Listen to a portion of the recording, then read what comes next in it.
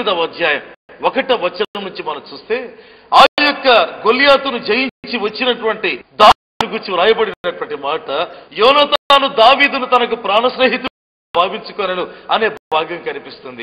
ఈ దేవుని గ్రంథపు మాటలను బట్టి ప్రభుకు నిజంగా వందనాలు చెల్లిద్దాం. సర్వశక్తిమంతుడు తన మహిమగల ద్వారా నిరంతరము మనతో మాట్లాడుతుండగా ఆ ఘననామాన్ని ఒప్పుకుందాం. దేవునికి కృతజ్ఞతాస్తుతి ఆరాధన చెల్లించడం ప్రారంభిస్తాం. మరి ఏం జరిగింది? ఒక పేద గొర్రెల కాపరి అయినటువంటి ఒక బాలుడు అకస్మాత్తుగా ఆ దేశపు రాజు యొక్క కుమారుడి స్నేహితుడిగా మారిపోవడం, అది దేవుడు ఒక వ్యక్తి జీవితాన్ని హెచ్చించడం అంతేనా?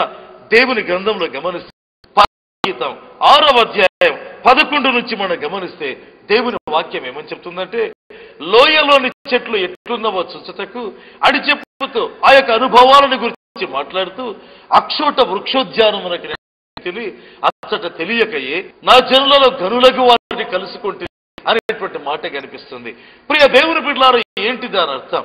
ఎప్పుడైతే ఒక దేవుని బిడ్డ అనేటువంటి వాడు దేవుని యొక్క తోటలో ఉండేటువంటి చెట్లు ఎలా ఉన్నాయి, ఆ యొక్క చెట్లు వృద్ధి అవుతున్నాయా లేదా, ఆ వికసిస్తున్నాయా లేదా, చెట్లు వాడిపోతున్నాయా లేకపోతే వికసిస్తున్నాయా, లేకపోతే ఫలిస్తున్నాయా పుష్పిస్తున్నాయా, ఏ దశలో ఉన్నాయి అనే చింత కలిగి ఉంటాడో, పరమగీతం 6:11 నుంచి వ్రాయబడినట్లుగా వారి జీవితాలలో, అంటే మందను గురించినటువంటి చింత కలిగినటువంటి వారి జీవితాల్లో తెలియకయే ఘనులతో కలుసుకునే భాగ్యం దేవుడిస్తాడు. దేవునికి 2 చేతులెత్తి కృతజ్ఞతాస్తుతి ఆరాధన చెల్లిస్తున్నా. దేవుని బిడ్డలారా, ఏంటి దీని అర్థం? దావీదు మరి యెషయి ఆజ్ఞ చొప్పున సైనిక రంగానికి లేదా యుద్ధ రంగానికి బయలుదేరాడు. అయితే దేవుని వాక్యం చెప్తుంది, తన చిన్న గొర్రె మందను గురించి ఎంత చింత కలిగిన వ్యక్తి అంటే మరి యొక్క కాపరికి అప్పగించి బయలుదేరాడు. ఎవరి జీవితంలో ప్రియ దేవుని బిడ్డలారా వారికి అప్పగించబడినటువంటి బాధ్యతల్లో నమ్మకంగా ఉంటారో వాక్యం చెప్తుంది, తెలియకయే వారి జనులలో గనులకు వారిని కలుగుతారు.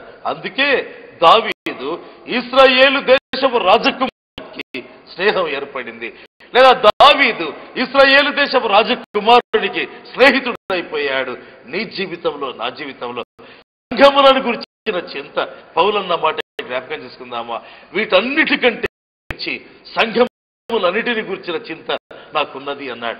ఎవరి జీవితంలో నిరంతరము దేవుని బిడ్డల పట్ల చింత కలిగి ఉంటారో వారికి తెలియకయే గనులకు వారి రథములను కలుసుకుంటారు. అందుకే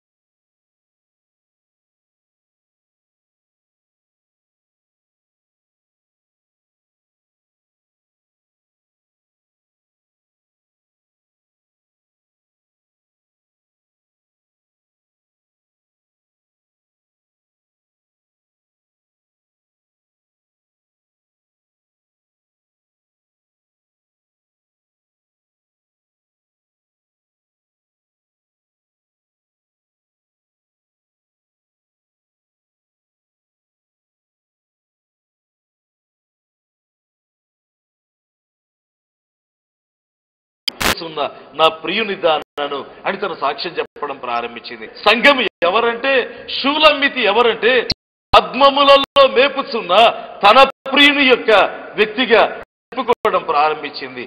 ఏంటండి అంత అన్యోన్యతన?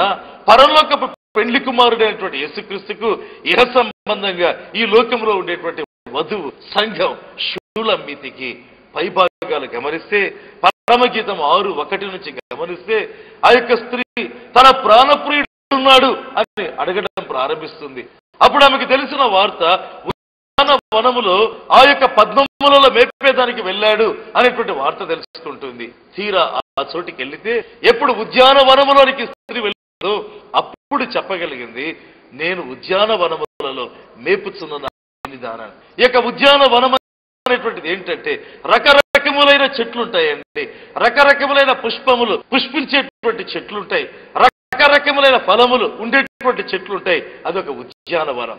దేవుని ఉద్యానవనం అంటే ఏంటంటే, ప్రియ దేవుని బిడ్డలారా, రకరకముల జాతుల రకరకములైనటువంటి బ్యాక్గ్రౌండ్స్ నుంచి ప్రజలు ప్రభువును నమ్మేందుకు వస్తారే, ప్రభు ద్వారా రక్షణ పొందేందుకు వస్తారే. ఆ సంఘం దేవుని ఉద్యానవనం. ఆ చోట సంచరించే అనుభవాలు ఎప్పుడైతే మనం కలిగి ఉంటామో దేవుని బిడ్డలారా, అప్పుడు ఆ వ్యక్తి చెప్పగలరు దేవుని ప్రేమ అర్థం చేసుకుంటారు. దేవుడుతున్నాం కదా, ఇదిగో నేను ఎవరంటే పద్మములలో మేపుచుండేటువంటి నా ప్రియుని దానని చెప్తుంది. దేవుని ప్రియ బిడ్డలారా, నీ జీవితంలో నా జీవితంలో దావీదును చూసి నేర్చుకోవాలి.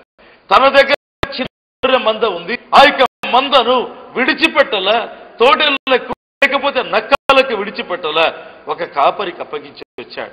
ఇక్కడికి వస్తే యుద్ధ రంగానికి పరిశుద్ధాత్మదేవుడు ఇంకా పెద్ద బాధ్యత అప్పగించాడు. చిన్న గొర్రెల మంద కాదు, ఇప్పుడు ఇశ్రాయేలు దేశం అనేటువంటి ఒక పెద్ద మంద ఉంది. ఫిలిస్తీయులు దాడి చేస్తుంటున్నారు, గొలియాతు రంకెలు వేస్తుంటున్నాడు. కనుక ఈ మంద కొరకై ఇప్పుడు పోరాడవలసి వచ్చింది.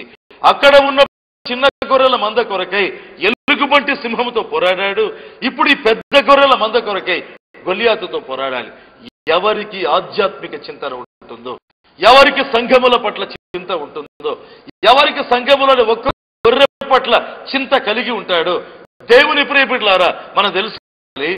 దేవునికి నిజంగా స్తోత్రాలు చెల్లిద్దాం. వారికి దేవుడు తన ప్రేమ సూచనలు చూపిస్తాడు. దేవుని ప్రేమ అంటే ఏదో సంపూర్తిగా ఇలాంటి వ్యక్తి అర్థం చేసుకోగలడు.